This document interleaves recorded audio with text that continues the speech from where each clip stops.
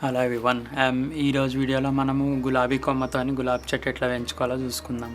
First cuttings తెచ్చుకొని ఎమ్మటే ఇట్లా నీళ్ళల్లో పెట్టేసుకోవాలి. అప్పుడు మ్యాక్సిమం డ్రై అవ్వకుండా ఉండి సర్వైవ్ అయ్యే ఛాన్సెస్ ఎక్కువ ఉంటాయి మనకి. ఈ మందం కటింగ్ తీసుకుంటే మనకు బతికే ఛాన్సెస్ ఎక్కువ ఉంటాయి మొక్కకి. అలాగే ఇది మినిమం 6 ఇంచెస్ ఉండాలి. దీన్ని ఇట్లా 45 degrees యాంగిల్లో కట్ చేసుకోవాలి.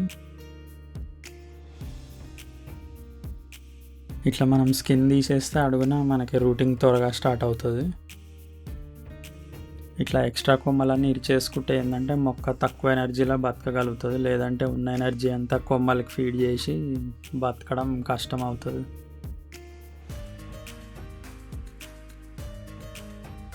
నేను ఇక్కడ రూటింగ్ పౌడర్ వాడుతున్నాను. మీ దగ్గర ఇది లేకపోతే కనుక మీరు తేనెలో కూడా ముంచి పెట్టుకోవచ్చు.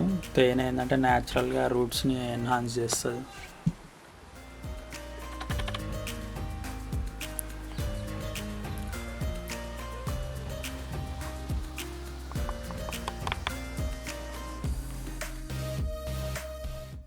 ఇప్పుడు ఒక చిన్న హోల్ చేసుకొని అందులో ఈ కటింగ్ని ఇట్లా పెట్టుకోవాలి. 2 to 3 weeks వరకు దీనికి డైలీ 2 సార్లు వాటర్ స్ప్రే చేసుకోవాలి. ఎండిపోకుండా చూసుకోవాలి కటింగ్ని. ఒకవేళ మీకు టైం లేకపోతే కనుక ఇట్లా ఒక మినరల్ వాటర్ బాటిల్ బోర్లు ఇచ్చి పెట్టుకుంటే చాలు. ఇట్లా బాటిల్ బోర్లు ఇచ్చడం వల్ల మొక్కకు కావాల్సిన కరెక్ట్ టెంపరేచర్ తేమ దొరుకుతాయి. చూస్తున్నారు కదా, ఇట్లా 10 నిమిషాల్లో చాలా తేమ చేరింది బాటిల్లో.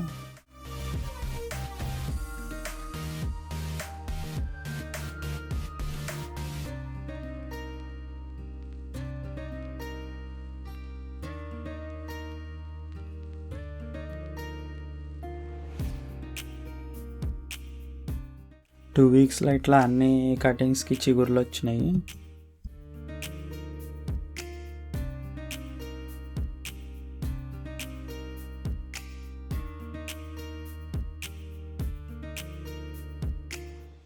త్రీ వీక్స్కి ఇట్లా మంచిగా ఆకులు వచ్చేసినాయి.